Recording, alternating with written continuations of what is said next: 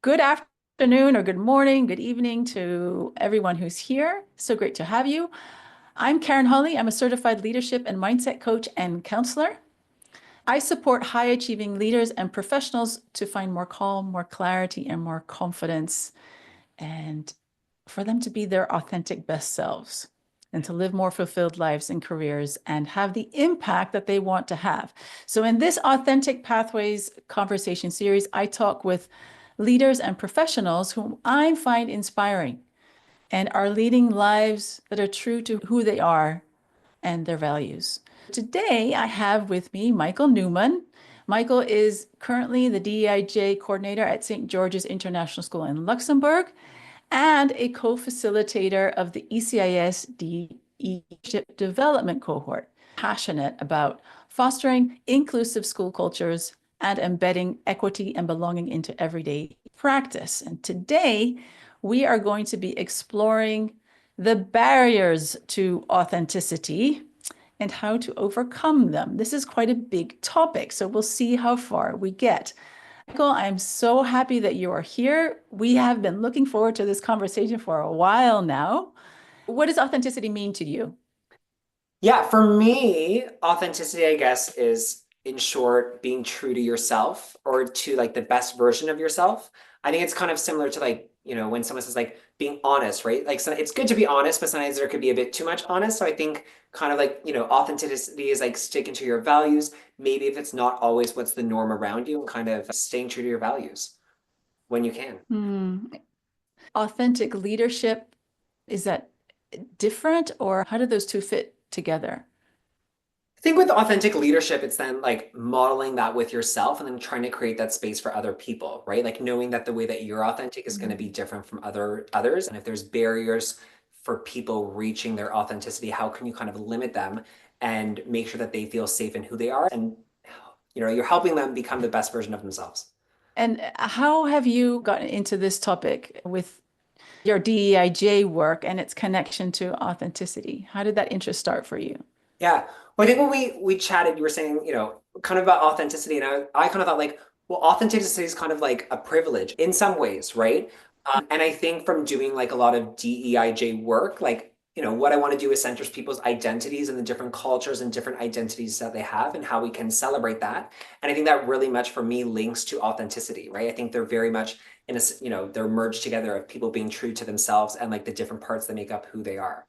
And I think I mentioned this story once before, but like as a kid, I was quite feminine, you could say. And like as a child, when I walked, I used to like, it was like a model walking down a runway. Like I just naturally would like have my hips swing side to side and like living my best life. But then I was always made fun of it. And my parents, in their well-intentioned way, were trying to help me. And they would practice like at home holding my hips in place so I kind of walk more like a man. I wasn't allowed to be my authentic self in many ways, like as a kid in school. And I think sometimes schools teach, in different, not just schools, but organizations teach you like what's the right way to be. And I think often we can, like, authenticity is kind of a pleasure. Not everyone has the access to be that if you kind of fit outside of the norm. And if we go back to that moment, then what do you think your parents were trying to protect you, I'm Yes. assuming, right? From not being made fun of. Yeah. Yeah. And how did that make you feel as a child? Like you were living your best self, and your parents are telling you to walk a certain way. What's the Yeah. impact of that? I think it's just like, you can only be yourself in certain spaces, right? And like you sometimes Mm. being yourself is, as a kid, it's kind of like you shouldn't be yourself. You need to be shaped in ways that are kind of like normalized for other people and kind of try and fit in. So I think in some ways, a lot of institutions, we have to think, we talk about authenticity, but how are we allowing people to be authentic and who's allowed to be authentic, right? And I think often those who fit outside of the norms like of society struggle to be authentic, right? And there you have to be, Mm. there's areas where I feel like I can really be my honest self and my authentic self, and there's areas where I feel like I have to shape that in some ways. In the world, I try and find places where I can really be my best self. Mm. So I think I'm hearing you say that one of the barriers is if you don't fall into the norm. Yeah. Do you have some other examples of that, maybe in your work or Yeah. or personal? Yeah. Like even this year when I was in one class, there was a student who mentioned that they felt like they were the only student of a certain background or certain race that was in their class. And they were like, I didn't really like Mhm. it because I want to be with other students who are like me. The student didn't feel comfortable being with the class. They wanted to be with other students who are like them. So I think that's a similar thing where in schools we want, people to celebrate themselves. And I know another example this year, I had a focus group of Muslim students and they were mentioning how they feel like they can't be proud about their religion. So then I was working on them and figure out what are ways that we can normalize their identity and kind of celebrate who they are and bring those parts into them. For instance, one night we had an iftar event where we ended up having, I mean, it was our first year doing it. We had 130 people come. And these kids, like, they were shining that night. Like, you can tell it was their authentic Mm. self because they were so proud to be themselves at the school, wearing their like traditional garments. And, it was beautiful in that way. So I think it's carving, I think it's being conscious of not, we keep on saying be authentic, but not everyone feels safe to be authentic, right? Those are great examples. And how do you then, for example, the one student who then doesn't feel, I guess almost doesn't feel, well, maybe Like they safe belong. to be themselves because they don't recognize anyone else like them in the group. How do you solve that? Yeah. I think a big thing is just creating conversations about like belonging and community. So like that was with a grade two class or year two. So I went in, I did like what is belonging, what are community, what makes up who we are, and then getting people to draw the different parts, like what makes you special, what makes you similar to some people in the class, what makes you different, and having those conversations. And I think it's just Mm. making it intentional. And then looking at the curriculum, getting to know your students and saying, how can I make sure they're represented? How can I celebrate them? And partnering with parents in many cases for that too. But I think the big Mm. thing is just making sure your curriculum and you're being responsive to the needs of your students and you're really getting to know them as humans. Do you have any advice then for, I suppose, leaders or, teachers, anyone that is responsible for a group on how to start creating those discussions? I think it's explicitly making time for it, right? I think it's a big thing. I think as teacher science, we're very curriculum focused, where there's so much to get through the year. We know relationships, right? But I think it's creating that space on getting to know them individually. I find at our school, actually, one great aspect, if you eat with students at lunch, you get to have lunch for free, right? And I mean, you get to know students so well in opportunities like that, or other things like on field trips and residentials and different areas like that. That's when I feel like you really get to know the true version of students. So I think it's, of course, curriculum is important. We love it. We don't want to get rid of that. But I think it's embedding this in the curriculum and creating those explicit times to really just get to know your students in a variety of ways and have conversations about what makes you special, what makes you unique, what makes you different, and how can we celebrate you. I know one thing I'm trying to work out with Mm. the school next year is like all of the classroom teachers in primary and secondary at the beginning of the year speaking to students and their parents. What makes your class, what makes your child unique, and how can we celebrate you throughout the year? There's different ways that make you special. How can we, having conversations about, like I did one on neurodiversity this year, a big unit, and it was like, what are the ways that you learn best, right? And having those conversations with kids, right? Exploring different types of learning styles and, creating that explicit space where kids can talk about themselves and families can come in and talk about what are the unique needs of their kids and how can we support them instead of kind of teaching everyone the same way and then being reactive to students who are kind of fitting outside of the norm. And I think what I'm hearing you say as well is that it's more about identity and the complexity of identity. And what you're trying to do then is to recognize all the different aspects of an individual's identity. So going from religion, as you mentioned before, and then having an opportunity to celebrate that, and then looking at gender and looking at ways you learn and hobbies even, or something Yeah. like that, right? Yeah. Um, It depends on the age group, but like how it changes over time. Like one of my favorite lessons I did mm, this year was they asked me to do something on identity and adolescence, and I was like, I love this job because I get to make up a lot of cool things, I think. And I asked them, first of all, I was like, let's talk with your parents. Think about your parents. What are the different like, cultures, like different, I did work on identity, different social identifiers, but like what makes them special, right? And then I was like, okay, there's your parents. Then I'm like, it's you as a 5-year-old. What parts from your parents' identity, kind of a map, are being translated to you? What were some other parts? What were some interests, right? And then I was kind of looking at them as a teenager. I was like, now you're a teenager, you are questioning everything, right? Are mm. you getting these parts from your parents, from your childhood? Are they coming from social media? What are all the parts that are kind of affecting who you are now, making up who you are and how you're different than your parents and how you're similar and different from teenagers? It was a really cool mind mapping activity, but I think it's also showing how like identity changes over time and what influences our identity. Well, that sounds super interesting. And I love that you bring that up, that identity does change over time. Bringing it back to this idea of authenticity, sometimes people say, for example, that's the way I am, right? What would you say about a statement like that? Yeah, well, I think there's a lot of that with honesty and stuff, and authenticity. It's kind of like, well, just showing up as who I am. I think it's like showing up for the best version of yourself. One of my favorite quotes I learned from a mentor was, "Do you like who you're becoming?" And I've chatted with Dan at my last school a lot about that. It's thinking about your best version of yourself, right? If you're a confrontational person who likes to get people upset, I don't know. Do you like who you're becoming? How can we work towards that? And yes, it's good to be honest, but I also think you need to think about how can you be honest, but also the best version of yourself and realize how your honesty and authenticity is impacting others. And I want to try and hopefully have a positive impact on the people I'm around. So being true to myself, but also making sure that I'm hopefully supporting other people. And I think that question you say is, do I like who I am becoming? Yeah. Also indicates a growth mindset and that we're not fixed and that we can change and grow and develop in a way that we are proud of or that aligns with our values. Let's say you're confronted with a situation and you need to figure out then how am I going to be? Can I be my authentic self? Do I need to put in some filters? How do you figure out how far you can stretch, I guess, your authenticity? How honest can you be? That's a hard one. I think that one's so situational. So I think it has to do with the question that you asked. Do I like who I am becoming? Yeah. But when we are in a challenging situation and we are confronted maybe by others, or we don't feel maybe so safe, or we think, ooh, I could say this. This is what I'm really thinking, but I don't know how that's going to land. How do you make a decision, I suppose, as to how honest you can be? Are there certain parameters that you check, Yeah. perhaps? I think it's, first of all, about being safe with the people. Authenticity, I don't think it's something that you can Mm. walk into every space and be authentic. I think I'm my most authentic when I'm with people that I can kind of trust and can be honest with me in a reciprocal way. So I think if there's that safety, you can be more authentic. But there's times where I think you need to protect yourself. And if there's Mm. situations where someone says, "Does anyone want feedback?" But you know they actually don't want feedback, Mm. right? Like I have to feel somewhere where I know my feedback's going to be appreciated and supported. So I think it's really just judging with yourself.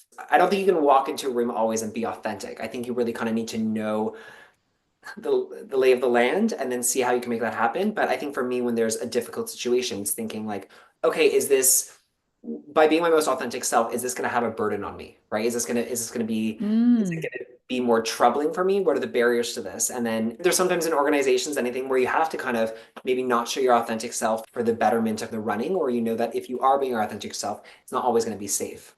I think authenticity is quite a Western concept. Yes. We are all about how can I show up as myself. Do you have any experience about how different cultures view authenticity? Yes, I do. I do think it is quite a Western concept. I think in DEIJ spaces, I think it's always about recognizing our stereotypes and like the social norms that we feel comfortable with. For instance, when I was in Taiwan for 2 years, I can tell you about my experiences. Does this mean everyone in Taiwan was like that? No. But I know a common concept they actually explained to us at our school was like the idea of face, right? And it's like you always have to make Mm. sure that you're putting your best foot. If you're being angry, you don't show any of that. You like in front of the public, you always have kind of a face of being professional in different ways. Where I feel like with Western culture, there's not as much as that. So I definitely find in different areas, it's more rewarded to be kind of authentic. And even I know in the British expression, like the stiff upper lip, right? Like I find British people typically a bit Mm. more proper. They kind of, I don't want to say inauthentic. It's not that at all, but it's like maybe it's more, I don't want to say calculated. You're careful about who you can be authentic with. Where when I go with back home, I find it sometimes like it's like, oh, overwhelming authenticity where everyone's giving their opinions Mm. in some ways. So yeah, I definitely think it's cultural. And I think our idea of authenticity, and there's a lot of podcasts and everything about it now, but I think it's very much from I don't even know, it's a Western, like maybe a North American perspective. Yeah, or more like an individualistic view of life. But I think it's fascinating because we work, many of our schools, but also organizations work in multicultural teams. Mm, And so, what is safe and appropriate for one person to say might not be that for another person. And I'm thinking also, I'm half Dutch, and the Dutch are well known, here we go, stereotypes for being Yeah. incredibly direct and not being aware of maybe their impact of their directness. It's interesting how we need to then navigate the different cultures while trying to be authentic. Yeah. And I guess that's what authenticity is in some ways, because you're trying to say like bring yourself forward, right? So it's creating that space where people feel comfortable to accept these different part of cultures. But then at the same time, like I said, I know when I was in Taiwan, it was very much about like the face. We actually had a training when we first got there on like cultural differences, right? And it was from a Taiwanese person. But it was, again, you're allowed to show yourself in front, but when it's professional, you can't not. Where I feel like, I don't know, with my work, I'm trying to be like, bring yourself, always your personal self forward. But again, it's so contextual in what that exactly means. You gave some advice already about how to institutionalize these safe spaces and create more conversations. You talked about celebrations. Are there other ways, maybe in bringing in your DEIJ work, that institutions can try and create systematically ways for people to show up more authentically? A lot of it has to do with safety and belonging. And it's like who feels safe in schools, who doesn't. And I think just getting data about the different ways that people feel safe, who feels that they're self-represented at school. Also, it's same thing with students that you're doing with staff, but having those team dynamics and conversations, right? Where you're going in, you're saying, how can we best meet your needs? What are specific things that we can do to support you? And just kind of looking at it that everyone's an individual, but then how those individuals can be celebrated in a team. You talk about data collection. Are there examples of what kind of data? Do you do surveys? Is it informal data collection? We have a bunch of surveys, but what I've found this year, a lot of it is like street data, to speaking to different affinity groups or listening circles where we're speaking to different groups in different ways. I had a focus group on different religious groups, right? There's different racial groups. Right now we're having, unfortunately, worldwide, where like the N word is becoming quite normalized, right? Yesterday I did a staff meeting about it, and then afterwards spoke to a bunch of teachers who stayed after who are, Black. And I was like, what can we do? Are you interested in doing a focus group? And then I'm going to speak to them and figure out like, what are some of the barriers for them being Black at school? In an area where there's some inappropriate racial slurs are being kind of normalized, clearly you can't feel your most authentic and safe at the school. So how can we support you in different ways? So I think there's so many ways of getting data, but I'm noticing this year is kind of the street data and speaking to people is very often different than recording systems on identity-based terms. Okay, so the street data and then focus groups. Can you give some examples of how you're working with the focus groups? Yeah, I did call out this year belonging leaders, or in secondary we call it the DEIJ task force. So anyone who's interested in belonging, but then it's speaking to students in a variety of ways. So for instance, after adolescence, the movie came, and then there's been a lot of people focusing on like, we need to focus on boys. I'm like, absolutely, let's do a boys focus group. So like I had one this week where I said, anyone interested in talking about the issues that boys and men are facing at school? It's conversations, but I'm looking at patterns and specific things, then kind of, get the data, then I make recommendations kind of to leadership, and then kind of going in a cycle. So I'm new in the position this year, so it's a lot of figuring things out in that way, but I think it's being out there, being visible, forming relationships, and then hearing what's out there, and then inviting people to have conversations on specific topics. I think in order to reach authenticity, you have to kind of reach, who's being represented, who's being seen, and what are some barriers that people may face to being their most authentic self at school. So you're asking the people directly, what are the barriers that you're facing in this organization or in this school? Yeah, and it could be in a variety of ways. So a white boy, he's been at the school for a number of years. He's never had an assembly where he felt like it was about himself. Of course, it's one person's perspective, but I was like, this is a valid perspective. Let me go and seek that out and do a call out and see if other people are finding that too. But it could also be, people from marginalized groups who are facing harm in certain ways, speaking to them specifically and being like, hey, how are you feeling at school? Just getting to know about them and their safety and belonging. And I think that's very much linked to authenticity. And when you have the conversation with the focus groups, do these groups like come together, weekly, monthly, or is it just a It depends. one-off? I mean, for instance, one at the beginning of the year, I think the most successful one was on menopause. So the beginning of the year, I'm coming in and basically, someone spoke to me, I think the first day about menopause and your DEIJ, you should focus on this. And then I noticed like a day after someone else spoke to me about this. So I did a call out at the school of, hey, does anyone want to be a part of a focus group on women's health? And we had 34 people. We're not that big of a school too. Wow. Interested in it. So that was an example, like that one had huge interest. Okay, so I did 3 different focus groups. people came, and then now we're doing a series of different workshops every half term focused on supporting women's health in general, but with a focus on menopause. So that's just an example where other ones, you speak to a couple people, you do a call out, and there may be 4 people and they just want to have a conversation once. It's kind of an ongoing process based off the needs of people. But I think by having, for instance, the conversation about menopause, like there's a lot of women who feel like they can talk, like by having that conversation, women are like, I can feel very comfortable talking about these and the issues I'm facing. On the opposite, there's some people who are against it and they're like, we don't need to hear about women saying like, I have brain fog because I'm going through menopause. So I think there's always that interesting balance of like, who wants people to really be authentic? There's also people who kind of think like, menopause, we shouldn't talk about that. Don't tell us about the real you, and what you're going through. Yeah. Oh, that's a topic that's very dear to my heart. You can Okay. understand that. And recently went to a leadership conference where we actually had a whole workshop on it. It was so lovely to have these conversations.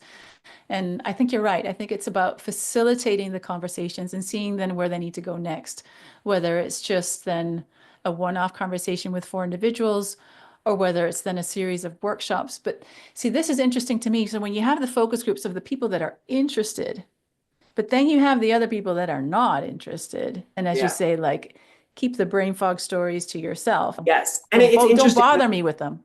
Yeah. And it's interesting with something like menopause, like there's been so much interest, but there's been a lot of people who've like made fun of it. You know what I mean? They're like, we shouldn't be bringing these topics forward to school. It should be something people can deal with at home. We don't need to share with everyone. So, and again, that's their authentic view on it. So I think it's kind of embracing them all and kind of, realizing how belonging authenticity is not always a clear-cut, easy solution.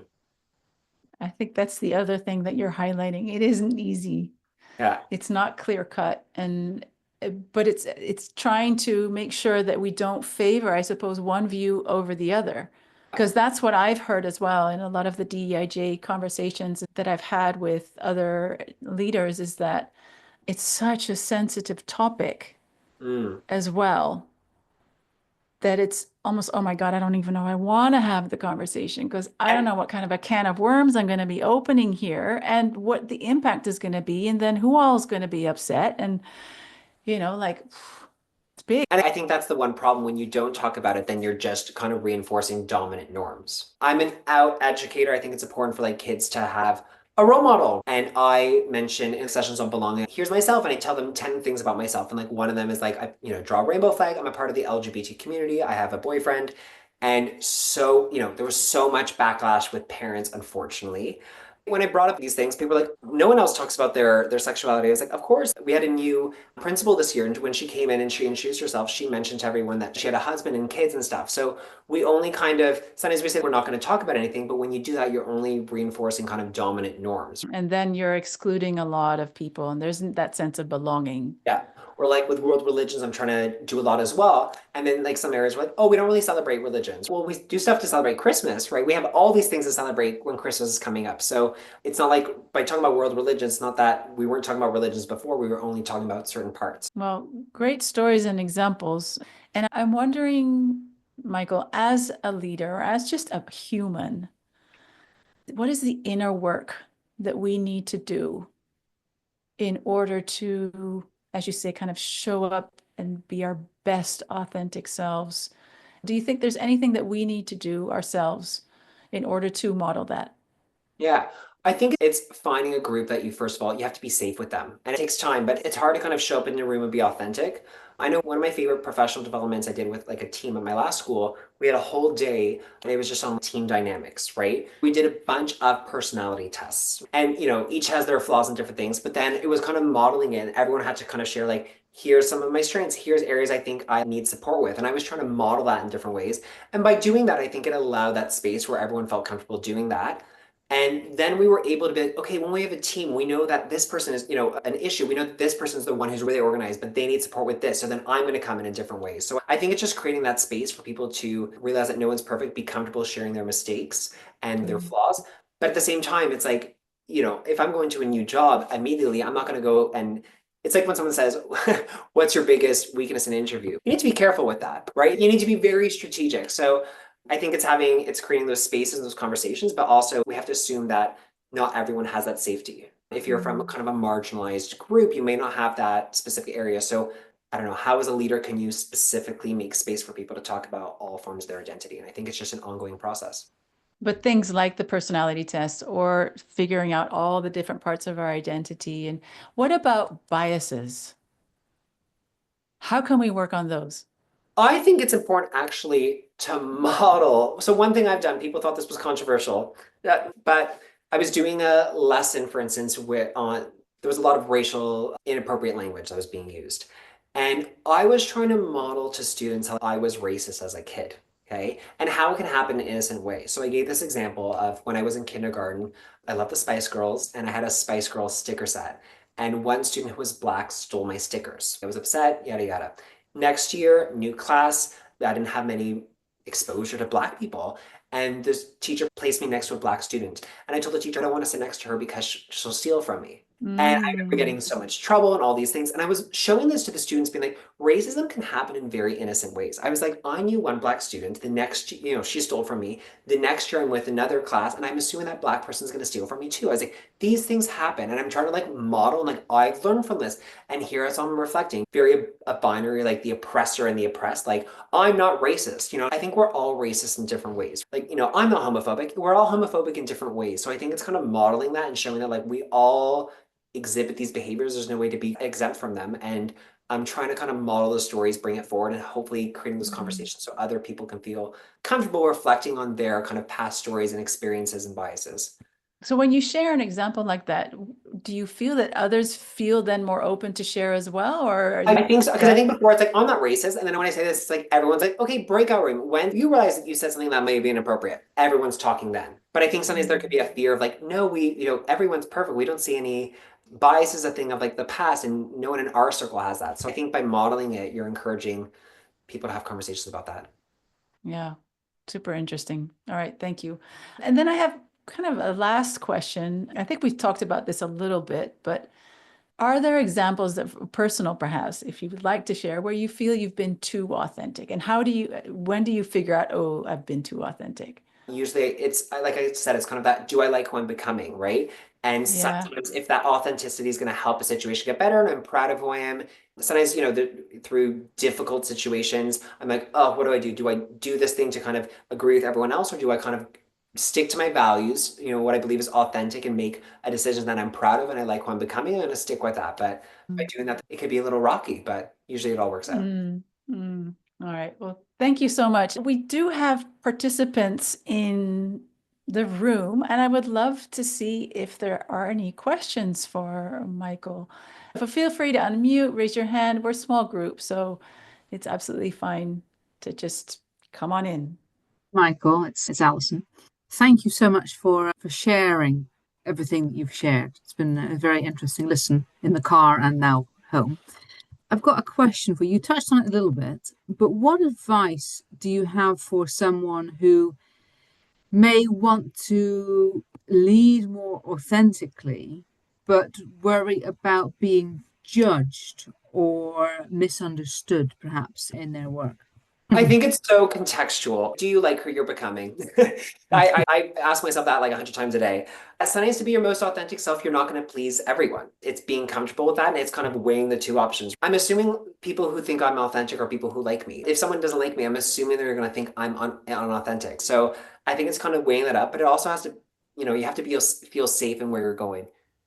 And some workplaces don't always want you to be your authentic self. I think you have to realize that too. For instance, me being gay, I would not go to a country that is not gay friendly. And I'm at a country now that is gay friendly, and I still, like, in many ways at the school, don't feel like I can be my authentic gay self.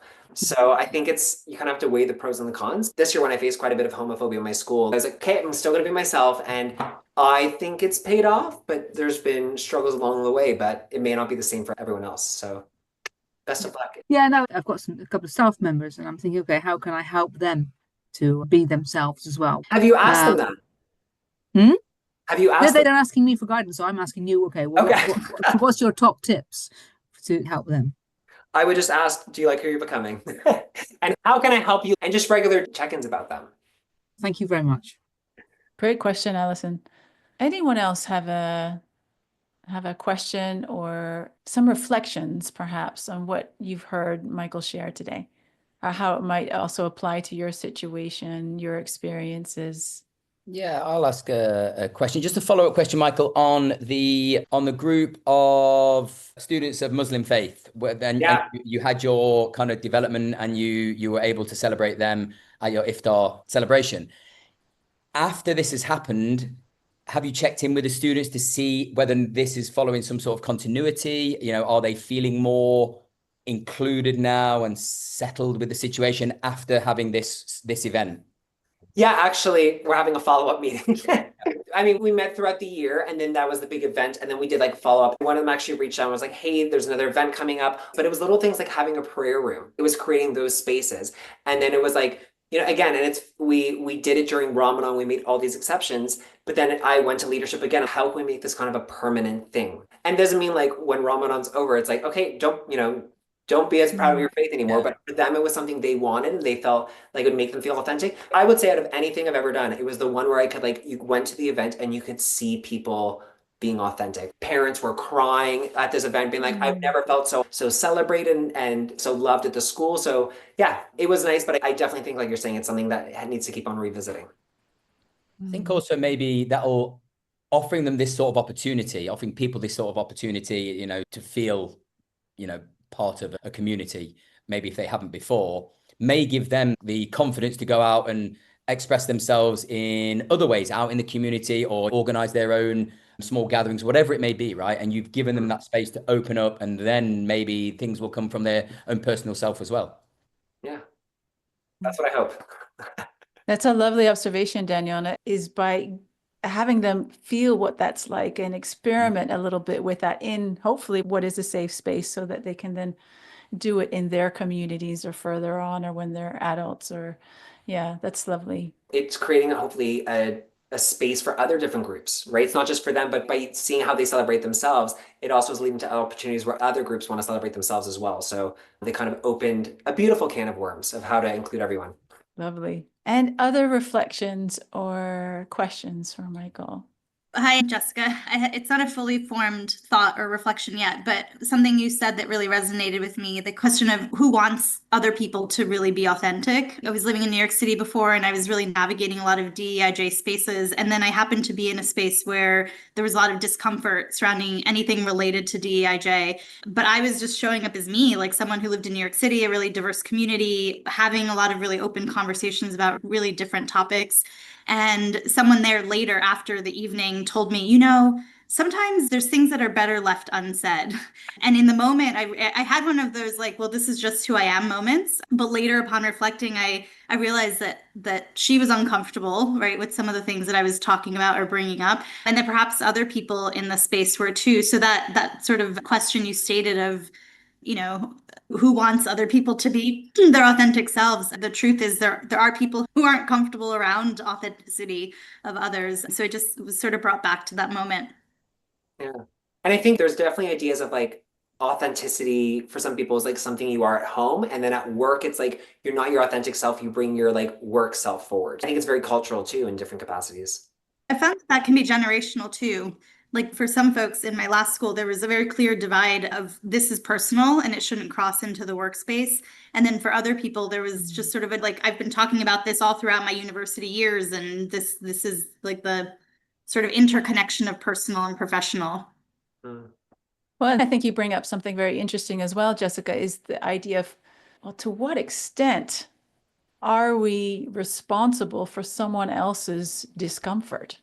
If we're always tiptoeing around and trying to make everyone comfortable, we end up really pleasing and maybe not doing ourselves any favors. So again, trying to find that balance, not disregarding their feelings. Like I feel like we need to listen and we need to have the conversations, but it's also sometimes maybe you would like, yeah, you're uncomfortable with this kind of thing. I don't know, Michael, what do you think regarding the discomfort of others? Yeah, I grapple with that. I don't know. I'll be authentic. For instance, me being gay, okay, that makes some people uncomfortable, right? And it's like, should I not then be gay? But then at the same time, if someone's acting in a way that's makes me uncomfortable, you know what I mean? But then I'm like, oh, there's my biases. I want everyone to be their authentic self, bring their identities forward. A lot of people do it. They see identity as exclusionary. Like if you're including one group, it's obviously excluding the other, where I'm trying to think of a way that we include everyone, but obviously, I don't know. Discomfort is a beautiful thing in DEIJ. I think it's important for people to lean into the discomfort, showing that you're challenging your biases, you're challenging your norms in a certain way.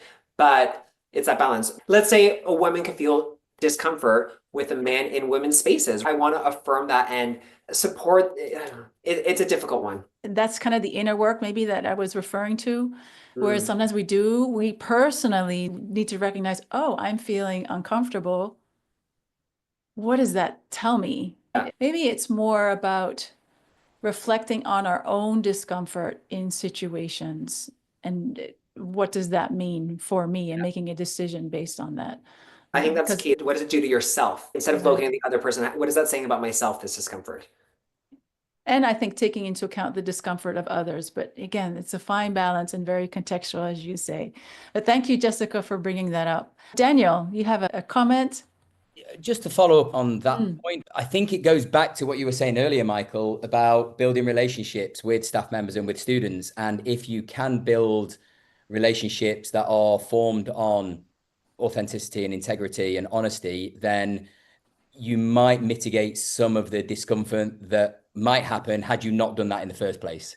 If that makes sense. So I think really building that community aspect and building relationships with all members of the school and the community will potentially give you the space to have conversations which will cause less discomfort. Absolutely.